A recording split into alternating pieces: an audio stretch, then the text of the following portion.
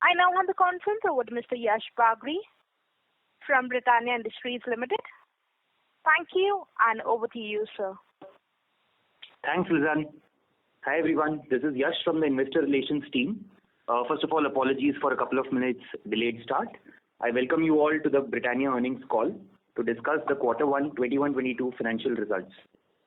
Joining us today on the earnings call is our Managing Director, Mr. Varun Berry, Executive Director and CFO, Mr. N. Venkatraman, VP Procurement, Mr. Manoj Balgi, VP Marketing, Mr. Vinay Subramanyam, and VP Sales, Mr. Vipin Kataria.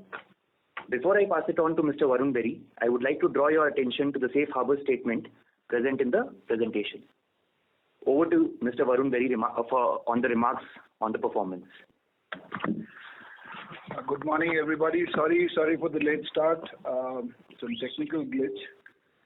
So, starting with the presentation, if we get to page 3, it's really been a tough quarter from resurgence of COVID standpoint, but we made sure that we got all of our employees vaccinated. We've covered 92% of our employees with one dose.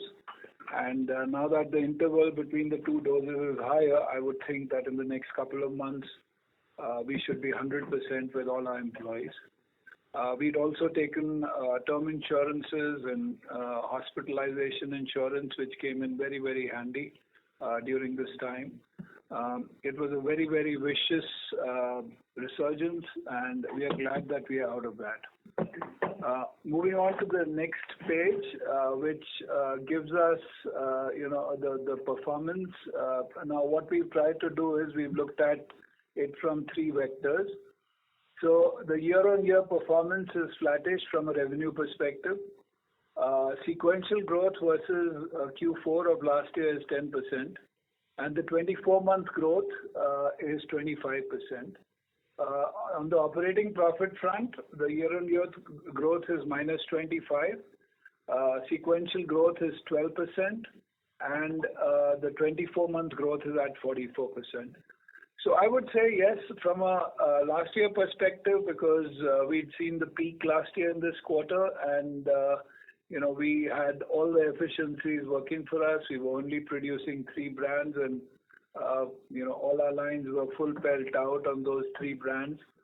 There was no variety that we were producing. So from that standpoint, yes, we are down, but overall the performance, as I would look at it, is very good. From a market share perspective, again, our march continues. We've continued to gain share, even in this quarter. So that's a good sign. So if you look at it, all 3 parameters are fairly healthy and green. Moving on to the next slide, which really talks about what really happened during this quarter. The COVID-19 second wave was very, very severe. It was, we see the spike there, which suddenly happened during this quarter. And this time it was the rural, hinterland, which was also hit pretty badly. During this time, we also saw crude oil prices go up, and the prices of fuel in India go up fairly considerably. And the palm oil prices also went, they were really, really very, very different from what we've seen in the last year. We've seen a sudden spike in all fat prices during this quarter. So in view of the pandemic and the hardship to the consumers, we were cautious in our price increases. We haven't gone completely all out on price increases. We've started to take some price increases, which, the task will get completed, but we were just a little cautious to make sure that there's no sudden impact to the consumers. But we were very aggressive on the cost efficiencies, which has helped us. And which has helped us not just, obviously keep the shape of our profitability, but sequentially improve it as well. We've continued to drive, we've continued to make sure that all our initiatives on the cost efficiency programs are continuing at a pace which is, much more brisk than what we've done in the past. Now, moving on, we continue to focus on our strategic planks. We've spoken about these. So innovation, while I must say that because of the COVID-19 second wave, this did take a little bit of a backseat because people couldn't travel to factories and, even trials were difficult, etc. Distribution and marketing again took a little bit of a tumble because we wanted our people to be safe, so we told them not to, go out and, work in the market. But I think it was the right thing to do because we are coming back on all of these parameters very strongly once the pandemic has receded. Our cost focus, as I told you, was very, very sharp during this quarter. Adjacent business was, the products which were for home consumption did well. The on-the-go products did suffer during this time, and we worked very hard on our sustainability agenda. From an innovation and renovation standpoint, the two big ones were the Good Day Choco Chip relaunch, where we had a surprise pack and we had some celebrities. So it created a lot of excitement, and this product's doing well. The second one was the 50/50 potazos, which is a very, very interesting product which we've launched in the Northeast for the time being. But as we speak, we are looking at spreading it across the country. The response from the Northeast has been fairly good, and this will be supported with a 360-degree campaign, which includes everything that's there on that chart. Now, marketing activities during this quarter were definitely much more aggressive than what we've seen in the previous year first quarter. So most of our big brands were back on air. We had the Milk Bikis South, which is our very strong bastion. We also launched the rest of India Milk Bikis, which is being promoted by Pankaj Tripathi. It's got a very strong proposition of, doodh roti, which is something which is doing very well in the Hindi hinterland. We also had a Good Day Cashew and, all of these brands. I'm not going to go through all of this here, but we were fairly back on air with our brands on biscuits as well as on our adjacency products like cake and rusk. This was the report card for the last quarter. So if you were to look at direct reach, in March we were at 23.7 lakh outlets. We did take a tumble in June, but as we speak, we are getting back to our base. Our rural distribution continued. No big progress here, but at least we kept it stable. The focus states, their growth kept outpacing the country's average, and the channels, the channel growths, which had been tepid for the last couple of years, were back in this quarter. So we are hoping that the modern trade, the e-commerce, as well as all of the adjacent, all of the other channels, they'll start to produce results for us, as last year was quite bad on that front. We also continued our march on creating and sustaining an ecosystem of efficiencies, and we've spoken about this in the last quarter's call as well.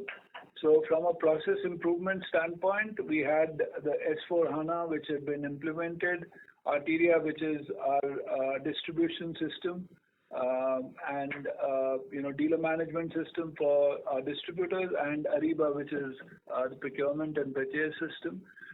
These are very well stabilized.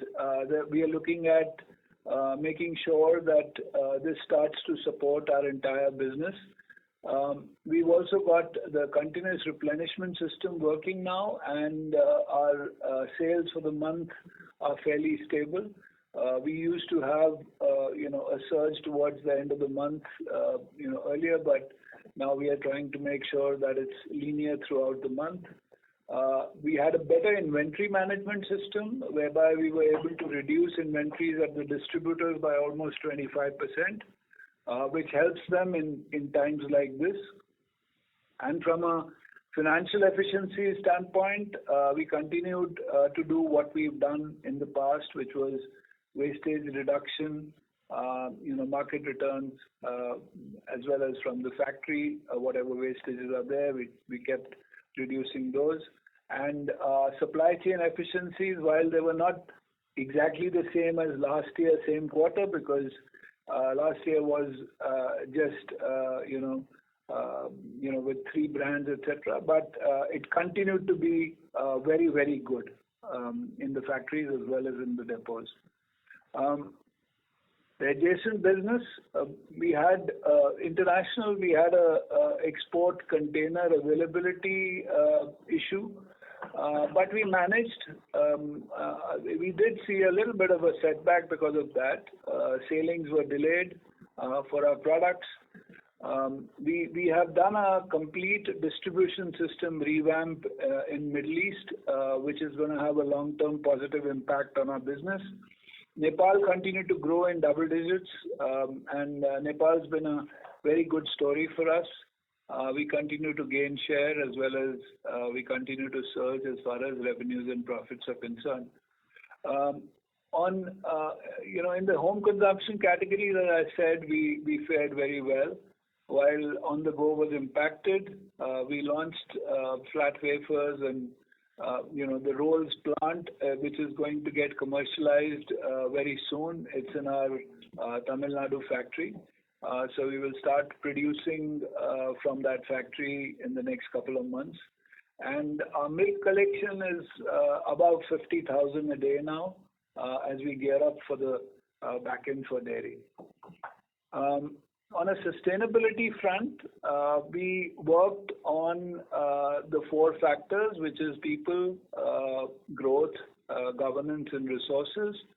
And our ESG agenda is pretty much on stream. We will be publishing our report, ESG report, in August this year. And our team has been working very hard to make sure that we work on this to provide very, very clear insight into whatever Britannia is doing on this front. So I won't drain this chart, but the details are all there for you to see, and you will soon see the ESG report as well. Now coming to the financials. This is our revenue, chart. So if you were to look at this, our revenues for Q1 were at 3,352 crores, which was about a 1% lower than what they were in Q1 of the last year. Right, but sequentially we were better than what we've been in the last 2 quarters, Q3 and Q4. So while we were flat on growth versus last year, the 24-month growth was 25%. On the cost and profitability front, so flour was fairly in control. In fact, there was a little bit of a deflation as far as flour prices were concerned. Sugar was flattish. Milk, there was an inflation in all milk products during this quarter, but the biggest inflation came on fats, where we saw almost a 50% inflation during this quarter.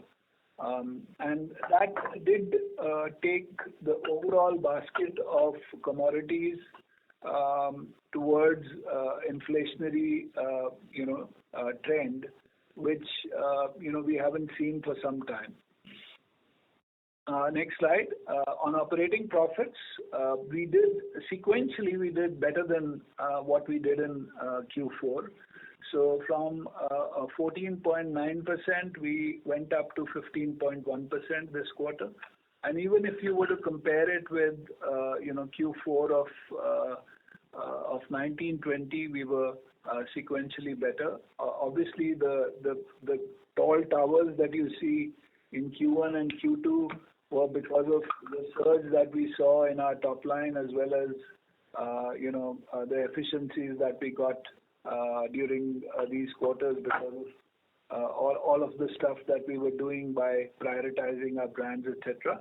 But if you look at it from a 24-month growth perspective, again, a very solid 44% growth on operating profit as well. So these are the key financial lines. This is the consolidated report. So net sales, there are these three numbers that I've been talking about: sequential growth, year-on-year growth, and 24-month growth. They're all there for you to see. And if you were to look at the bottom table, profit from operations at 15.1%, profit before tax at 15.8%, and profit after tax at 11.6%. So that really is our report card for the quarter. Very happy to answer any questions that you may have. Thank you.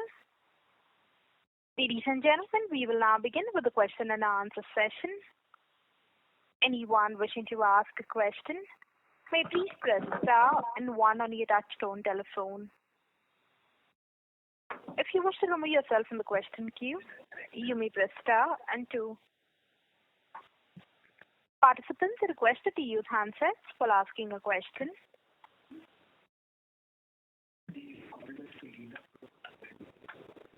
Ladies and gentlemen, in order to ensure that the management is able to address questions from all participants in this conference, we request you to limit your questions to 2 per participant only. If time permits, you can come back in the question queue for a follow-up question. The first question from the line of Abneesh Roy from Edelweiss. Please go ahead. Yeah, thanks and congrats on very good sales performance. My first question is on that only. So wanted to understand how much was the impact of SAP for HANA restocking. Q4 had suffered because of that. There was hardly any panic buying, pantry loading. So what led to 10% growth, which was happening for the past 2 quarters on a 24-month basis, that jumping to 25%. So Parle also saw very good July. So wanted to understand, has your July month also been fairly similar kind of performance sustaining, Q1 performance sustaining? So Abneesh, yes, we did see a little bit of a resurgence as far as sales were concerned. So it's not like what it was last year, but I think also the parameters that we operate with, which is distribution, and that helped us, because I think what really happens is that people migrate towards trusted brands, and that's why we saw a resurgence, and similarly maybe Parle saw a similar kind of resurgence. So people do tend to lean on their most trusted brands, and luckily for us, most of the brands which did well were the premium brands. Parle obviously gets their resurgence in their Parle G, which is the most trusted brand from their portfolio. Now, I think it's something which we had seen. If you remember last year, we had seen a very resurgent first quarter, a reasonably resurgent second quarter, and then we'd seen a little bit of a cool off that had happened. The cool off had happened because the economy, etc., was it was a little bit of a sad kind of a situation with COVID happening and some businesses shutting down, etc. But I think this time the government hopefully is going to do all that's necessary to keep this going. The rural economy, because it suffered this time because of the COVID situation, I think government's measures will make a huge difference to how this pans out in the coming months and coming quarters. Sure, that's helpful. I had asked on July, are you able to sustain the Q1 performance? We never give a future-looking, forecast, Abneesh. But yes, we are reasonably stable, I would say. My last question is on Milk Bikis Atta. So last quarter you had mentioned this will see the heaviest advertising any FMCG brand has ever seen. I understand wave 2 of pandemic would have postponed it. So want to understand two things. One is now is the advertising going to actually happen? And second, how has the initial whatever steps you had put in, because your focus states have done well, 1.33x of the average. So has Milk Bikis also played a big role there? You said it has done well, but want to understand, has it played a big role or is it just the initial? No, it's done very well, Abneesh, but I'll let Vinay comment on it. Vinay Subramaniam, who's our VP Marketing, I'll let him comment on it. Vinay, please. Yeah, hi Abneesh. This is Vinay here.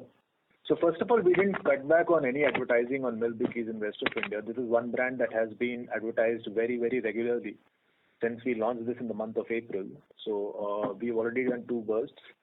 And you're right, we've seen very good sequential growth happening in Milk Bikis. I can't disclose exact numbers, but it's been far higher than the Britannia growth that we have seen for this brand as such. And we are very, very bullish on this. And even now in July, we have started our 3rd round of advertising as well. So just last follow-up, where is it taking share from? Is it the initial publicity-related burst, the inventory which gets put in, or is it a share gain which is happening from the competition? So, Abneesh, when you see a resurgence like this, it's obviously a share gain that's happening. See, you've got to remember the base of the pyramid is the entire sea of glucose that is sold. From that perspective, it will be a very small shift, but overall, yes, it's upgrading consumers from the value products to a product which has a very strong proposition for the Hindi belt. And the objective really is not to grow 60-70%, but at some stage take this to a 150-200% kind of growth in these states. So that really is what we are looking at. Thank you. The next question is on the line of Aditya Soman from Goldman Sachs. Please go ahead. Hi, good morning, Varun and team. So first question, in terms of your operations, are all your salespeople back on the beat, and even the rest of the operations, any sort of interruption that you're still seeing? And the second question was on new launches. So you talked about wafers, but can you just give us what else is in the pipeline, let's say over the next 6 to 12 months? Right. So yes, our operations are fully on stream. This resurgence did not see any disruption to our supply chain. That was the good part. So our supply chain, our factories, etc., continued to perform the way they were performing. We did see a huge, upset on our front end because people couldn't go to the market, and being a very, very intense distribution house with supervision with our distributor, salesmen, etc., being a very important part of what we do, it did upset that part of the business. But now that's coming back reasonably strongly. Now we hear that there's some amount of resurgence again in a few states. So we are going to be very careful. We are not going to let our employees come in harm's way as far as the COVID infection is concerned. But I would say we are 90% there as far as the front end is concerned now. So now the thing is that during this time there were trials, etc. There were lots of products that we planned to launch.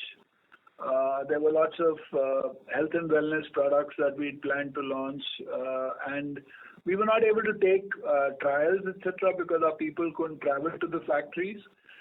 And it was becoming difficult to, get the product to the tea without our people being there. Remotely, it was becoming a little difficult. But this quarter, we've told you, Potazos is, one product which is a very interesting product. We are now looking at wafer sticks, which will be launched soon. We've also got Milk Bikki Classics, which is, going back to what Milk Bikki used to look like, and Vinay, that's already in the market, isn't it? That's going into market now. That's going into market now. And we've got some other NutriChoice products which are also coming up in a few months. Thanks, Varun. And in terms of price points, again, these would be spread across all your price points, or are you targeting a specific price point? With Milk Bikis, I'm assuming it's probably towards the more affordable side, but overall? See, affordable price points can always be created. It's just how much grammage are you putting in it. And, in a market like India, you'll always need 10 rupee or a 20 rupee price point even for your premium products. So we will continue to do that. But these products mostly are in the premium range. Even Milk Bikki Classics is a reasonably premium product. Thank you. The next question is from the line of Vivek Maheshwari from Jefferies. Please go ahead. Hi, good morning, Varun and team. Two questions. First, on the margins. So when I look at your gross margins, these are like multi-quarter low. And if I look at your operating EBITDA margins, let's say F18, 19, 20, you did about 15 to 16% at operating EBITDA margin level. Now, this quarter is going back to historic levels. So how do you think about margins in the medium term, given that, you are planning to take up product price hikes, but I'm guessing that, A&P staff costs will also move up. So should we be looking at about 15, 16% what you have historically done? You've got to remember one thing, that when inflation hits you suddenly, there's a little bit of a lag between, how you react to it, because in normal times, we would have reacted, aggressively to inflationary trend and taken our prices up almost immediately. But because of the situation that existed on the ground, there was obviously a little bit of turmoil with consumers as well. So we thought that it will be the right thing to take the pricing gradually. And that's what we are doing. And I would think that, yes, we would get back to, our margins, as they stood and beyond in the coming time. Because a price increase is something that we'll have to, and we planned it, and, it's all getting rolled out as we speak. Sure. The second thing is, Varun, about the, your ambition of being total foods company. I'm guessing that, you lost a lot of ground in the last few quarters, starting with first wave and then second wave. Can you just elaborate on, what are the goalposts that you have? How are you going to, get to a total food company ambition? I'm guessing, given the uncertainty or concern around third wave, you would still go slow, the croissant launches and all that. Can you just elaborate on, that part? Thank you. So that's a great question. You're right. So what really has happened really is that a lot of if you look at, the adjacency products, a lot of these adjacency products are on the go. and this was not the time to really go helter-skelter after the on-the-go products, because there was no one on the go, right? It was all home consumption, and that did disrupt us, not just from a sales and marketing perspective, but even from trials, etc. So it's very difficult to explain the elaborate process that we follow to make sure that our whatever products we launch, especially the new categories, that we get them to a T. So for example, let me take the example of croissant, right? We put croissant in test market about a year and a half back, right? And we still haven't been able to get it to exactly what the Indian consumer needs, right? So feedback from the market is that today the product is a downside better, appreciated a lot more by the Indian consumer than when we launched it. And that feedback is coming not just from consumers in our research, but even from friends and family. The issue is that we are still not happy with it. We still have to do we have to do some more trials, and when we do trials, we've got trials that we do in factories in Greece, which is where our partner is, and we also do some trials in India, and we finally research them through consumers. So the cycle of this, especially for new products, is very elaborate. So this probably will culminate in the next 6 months, where we'll have the final product and we'll roll it out. And that's what's happened because of disruption, not just in India, but in Greece and, everywhere else. And, even raw materials, cocoa, the specific cocoa that we wanted, we couldn't get because of the supply chain issues, coming into India, etc. So all that has disrupted it. But I would say that it's just a disruption. We will get back to speed, and we will make sure. And there are some very, very exciting thoughts that we have, which if they were to come through, it could be a very exciting journey for Britannia, not just in the existing products that you've heard of, but it could mean that we could get into certain categories which could be even more exciting than what we've been talking about. So I think it's just a disruption, and we'll come back to speed very quickly. Completely understand. Wish you all the best, Varun and team. Thanks. Thank you. Thank you. The next question is in the line of Alok from Ambit Capital. Please go ahead. Yeah, hi. Congratulations on a good performance. My question was also on the adjacent categories.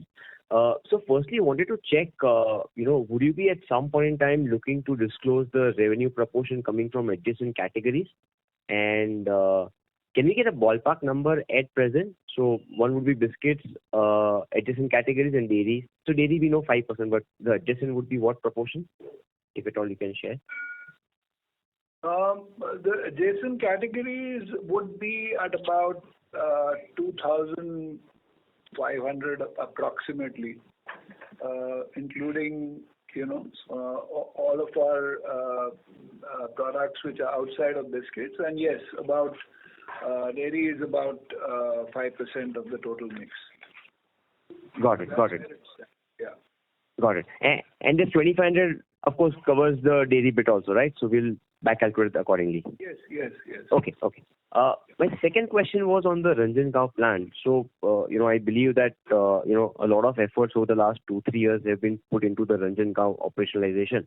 So what percentage of the plant would be operational currently, and by when can we see 100% operationalization for the same? So so it's been a process of continuous expansion. So currently, Venkat, how many lines do we have operating there? 8 lines, doing roughly 10% of total production. 8, including the croissant and everything. Yeah. So we've got 8 lines which are fully operational in Ranjangaon, and we are putting up some more. So, for example, Right now, we're thinking of putting up a rusk line there as well. We're probably going to put up a few more biscuit lines, but it gives us 10% of our total production, from one factory. We are also in the process of putting up a dairy facility, which should be ready by next year. So I would say second quarter next year. Our dairy facility should be ready, and that's going to be, a facility to really see. The building is coming up as we speak. We would actually welcome you guys once the COVID scenario gets over. We would like to welcome you and show you our plant. We are very proud of what we've been able to create. That would be really great. Just a follow-up to that, because you said Ranjangaon would also have dairy lines. I'm assuming the asset turn overall would be not more than possibly 4 to 5 times in that plant. Venkat? Asset terms of 4 to 5 times. No, they ask very difficult questions. Only the CFO can answer. So basically what I was trying to get at is that once the Ranjangaon is operationalized, what percent of revenues in the adjacent categories will come from Ranjangaon versus the biscuit? Yeah, no, adjacent category we will still have to work out. We have not thought about it on those lines currently. As we speak today, like Varun mentioned, this factory, the investment that we have done so far is about 650 crores and is currently generating a revenue of about 1,200 crore. Yeah. Okay. And some of the lines are not fully utilized currently. We have put up few lines very recently. There's a little hearts line that we have put up, which is yet to be fully used, etc. And some of the cake lines are also not being fully utilized currently. So possibly once these get fully utilized, you will have a turnover of about 15 to 1,600 crores on the current investments. Okay. That's it. Yeah. Other thing to remember is that the Maharashtra government has been kind enough to give us 110% incentive. So 110% of our investment in that plant is coming back to us in terms of our tax benefits. Right, Varun. Thank you very much, and look forward to visiting the plant once situation normalizes. Thank you and good luck. Thank you. The next question is from the line of Shirish Pardesi from Centrum Capital. Please go ahead. Hi Varun, hi Venkat. Good morning and thanks for the opportunity. Indeed, I was very amazed that you have beaten my estimates. Anyway, so to ask the question on slide 15, we have shown the growth quarter 1 26%, quarter 2 11%, quarter 3 6%, quarter 4 8%, and now we have -1%. Would you talk about something? How do you see going forward? And maybe if you can spend a minute on how the category is behaving, whether the premiumization or the lower end of the pyramid is growing faster or value for money is still ruling the market. So Shirish, in today's times, nobody can forecast what's going to happen tomorrow. Really, it's impossible. We do our plans, we redo our plans, we do strategic plans, but everything is dependent on how things pan out, as we operate. So very difficult to say, but just to answer your question on the premiumization versus value, etc.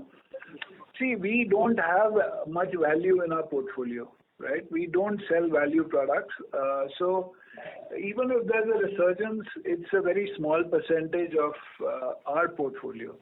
All our resurgence is coming in products which are premium products, right? I would think that on an overall market construct basis, there is a little bit of a resurgence in value. Luckily for us, we are very small in that category, and hence Our resurgence is in our premium products only, and actually the belly of the market, which is the Maris and all of that, milk bikis, Mari. That's where we are seeing our resurgence.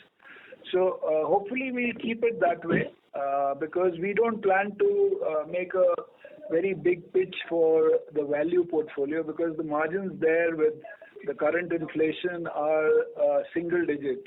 And I don't want to be, growing 30%, 40% in a category which doesn't give me the kind of margins that I'm looking for. So, Varun, just follow up on that. When we say that -1% decline on the revenue, would you be able to help me with the volume, what we have seen? Is it higher than 1%, -1% or positive? Yes, it is. It's positive 1%. The volume is positive 1%. And the reason for that really is that last year we were only selling 3 brands and no value at all because we didn't have capacity for value. This year we've got a mix which also has a bit of value. Hence, while the volumes are positive, the revenues are actually both are reasonably flattish. Okay. My second question, if you can spend a minute or two, you did mention in the beginning that Middle East you have done the entire revamp. What exactly we have done, and if you can spend a minute on Nepal, how it is shaping, and what is the number in terms of revenue volume? Something you can give quantitative detail on Nepal business.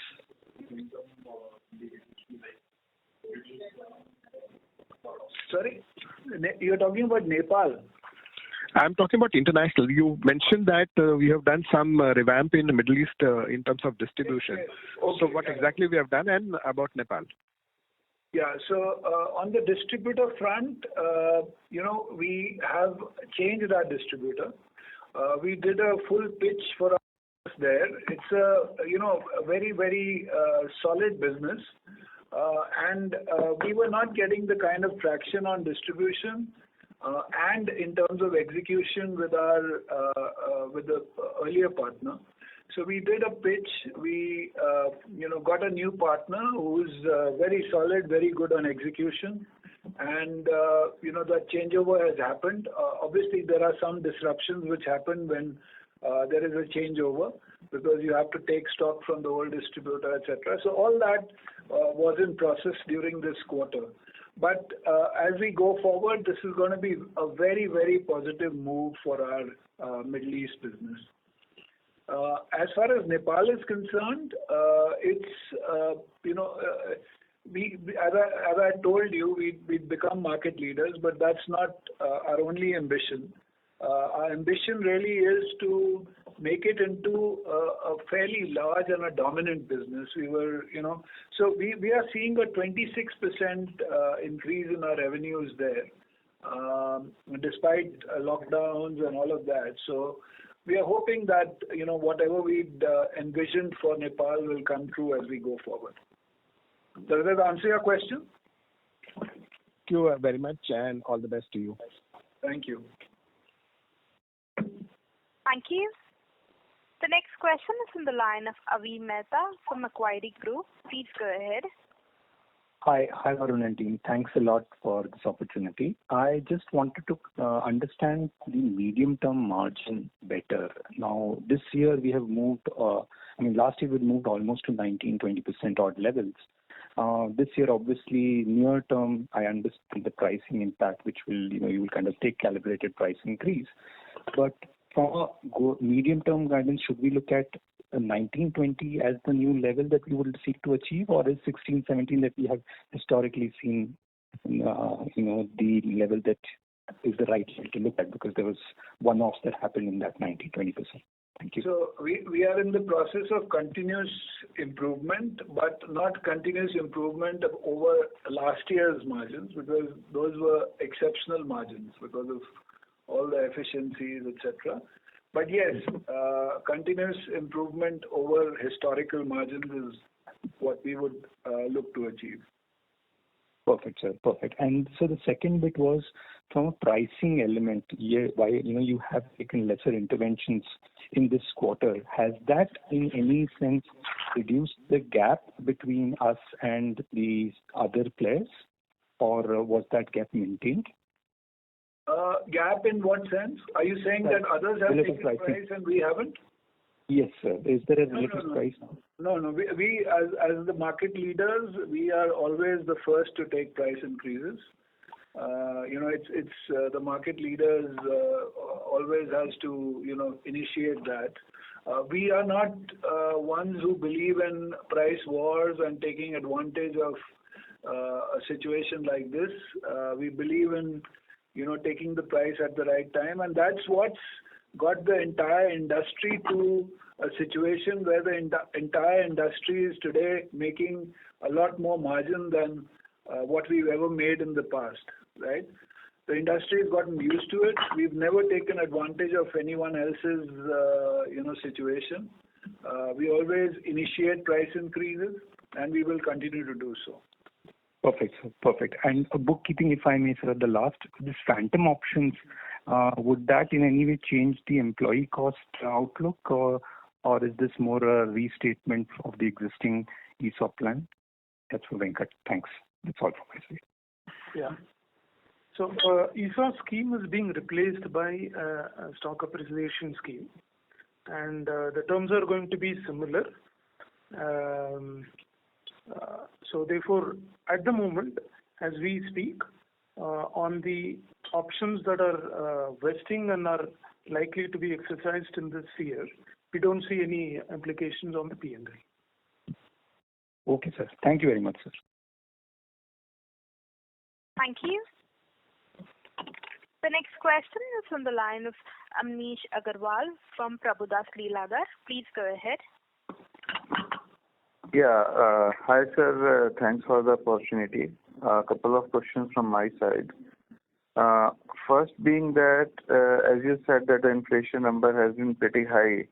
So what has been the absolute inflation number during the quarter, and do you believe that this number has, we have almost gone through the peak of the same? And the second is, can you guide us through that due to this pandemic now, any change in the Capex number which has happened? And thirdly, what is the total amount of ICDs which are currently present in that two group companies? Thanks.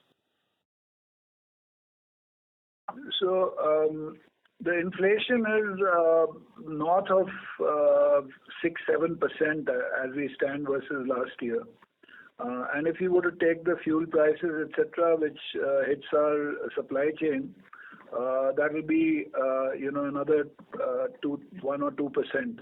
So it's a very high inflation number that we are currently sitting on, and I think in a situation like this, it just necessitates cost efficiencies can never take care of this kind of inflation. 2-3% we usually can take care of, but this necessitates price increases, and that's why we've moved forward with that.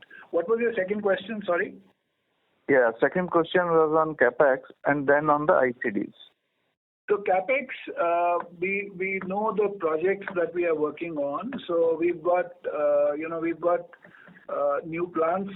We've got the expansion of our Khurda plant. Thereafter, we've got a new plant in Tamil Nadu because we're running short on capacity in Tamil Nadu.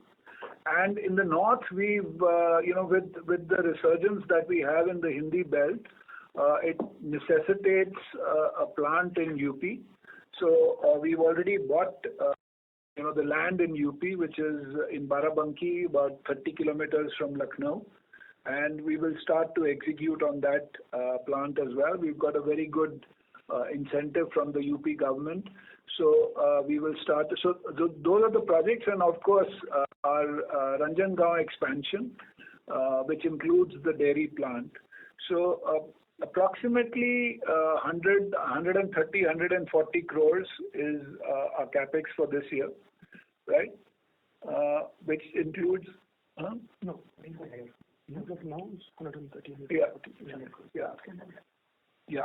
So at this point in time, we've got about 130 crores of Capex, but with all these projects coming through, it depends on how quickly we want to execute this and how the demand situation necessitates expansion. So that's where we are at. On ICDs, we are much below what we've been in the past.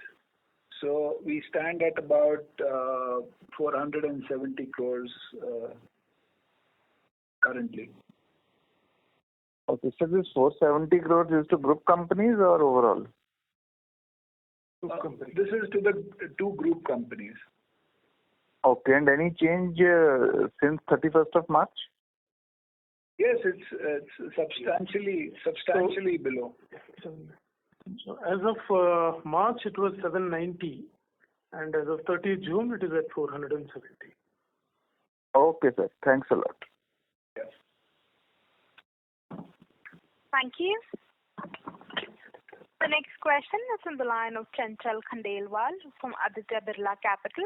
Please go ahead. Hi, good morning everyone. Thanks Varun for the opportunity. Firstly, congrats on good set of numbers on a relative basis. Secondly, Varun, on the one question on the management bandwidth. As you are looking to scale the organization in last 6 months, we have seen a couple of guys leave the team. The good part is they join different companies as CEO, which shows that management capability. But what are you doing to retain the company when you are on the path to have a greater food company and have a greater food ambition? So if you can touch upon this. Yeah. So if there's someone leaving to be the CEO of a large public company, it's always a privilege to have that, to happen. But yes, we miss such people. But I would say that we probably have a fairly good talent pool. And even if you were to look at the people who we have currently, so Vinay Subramaniam, who's sitting in front of me, who's the VP Marketing, and Vipin Kataria, who's here as well, who's our sales head, who's replaced Gunjan, who used to be sales head till about a year back. Fairly good, and I think we've got a pipeline of talent which can rise to the occasion.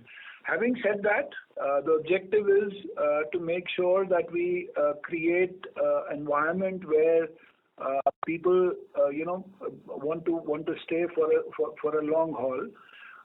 And one thing that I must tell you, that there's something magical about Britannia. The number of returnees that we have to this company, I don't think in my career I've seen so many people coming back and joining a company that they worked in the past. We continue to get people, coming back to us after having moved out and then coming back to us. So there's some magic to that. However, yes, you're right. We will, we are looking at how we can make this, more sticky and make sure that we can offer more opportunities to our people to expand the pool even further. Sure, thanks, Varun. Well, the second question is on the D2C is the new buzzword in the town when people are talking about the online platform, launching various brands in the online platform. Any thoughts on those lines? And I heard when you said that you may look to enter a new category, which is a much bigger category. So if you can touch upon both these, because you have a bigger right to win, I thought, in the online platform and the food platform both. Online platform, having our own online platform is certainly an idea. But I do think that the objective really should be to work with partners. There are a lot of e-commerce players, and we are trying to. So if you look at our e-commerce trajectory, it's been really good. We used to be 0.5% of total sales coming out of e-commerce, and that's moved north of 2%. However, it's only 2%, right? With our kind of products, I think that should be at least in the range of 5%. And we are looking at all measures to see how we can, take that up further. I think that really is the trick. It's the best thing to do is to work with people who are experts at that, and creating a joint business which is worthwhile for them and us as well. This is not saying that we will not look at our own B2C at some stage. Of course, we will evaluate that. But at this point in time, I think we need to perfect it with our partners, and that's what we are looking forward to. Thank you. The next question is from the line of Kunal Vora from BNP Paribas. Please go ahead. Yeah, thanks for the opportunity, Varun and team. Can you help us understand the price hikes and the impact better? Our checks indicate a good amount of price hike or grammage cut was taken in the value segment, 4-5 rupee pack of Parle-G and Tiger almost a month back. So what is the quantum of price hike you've taken and you're looking to take, and would it be enough to offset the 7-8% inflation which you talked about? Yes, obviously over a period of time, we would want to offset the entire inflation that we are seeing today. Whatever price hikes were taken earlier have already been negated by inflation. So, as I told you, Parle had taken a price hike. We had taken a price hike in the value segment, but our gross margins are back to single digit again because of what inflation that we've seen in the marketplace. So, two points here. One is price hike is necessitated, and we will, go through in the next 3 months or so from our standpoint. Second is there is no substitute for price hike when the inflation is so high, and we will have to look at it.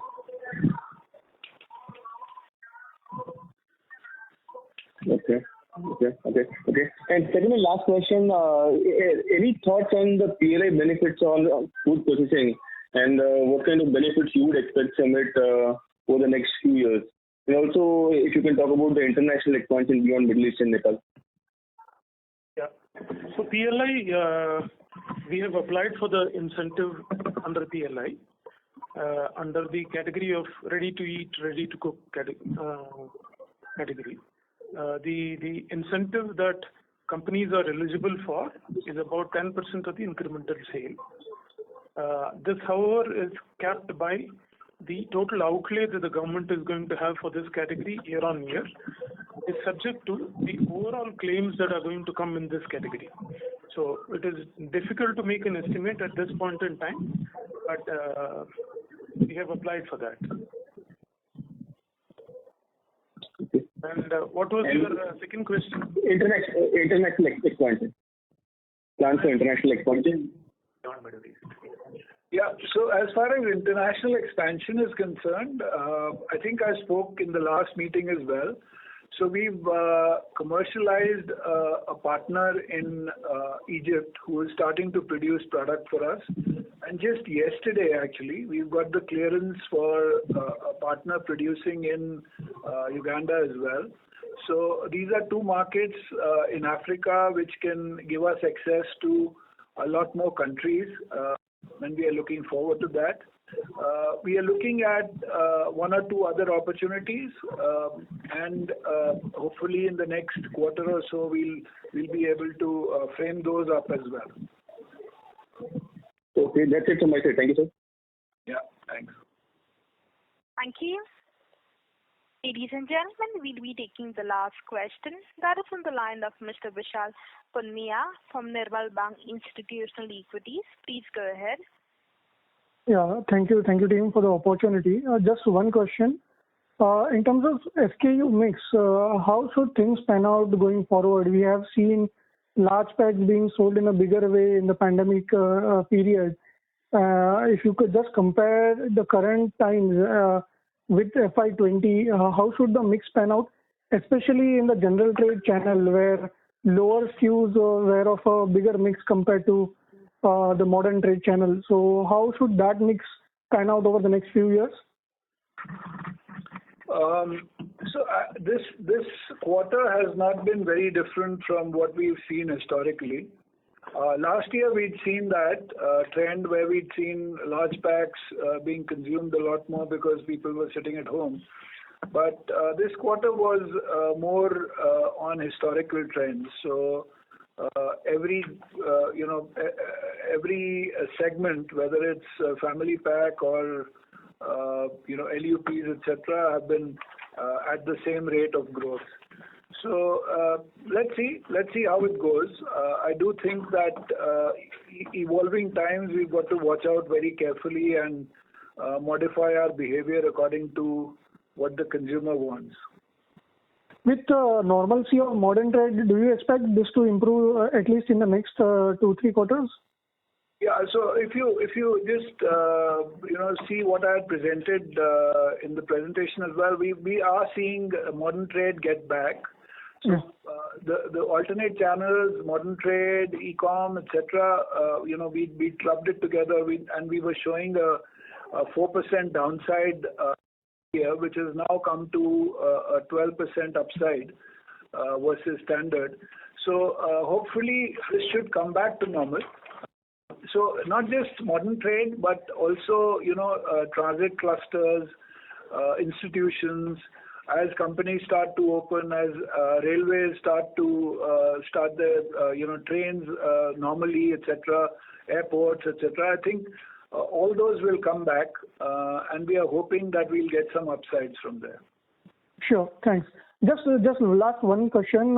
In terms of the new product that you have launched, Potazos, it's a second bridge product that you have introduced into your portfolio after Dews.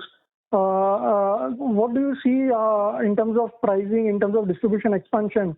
Currently, there is obviously a huge problem in terms of the other two players in the market where their distribution is also limited to East.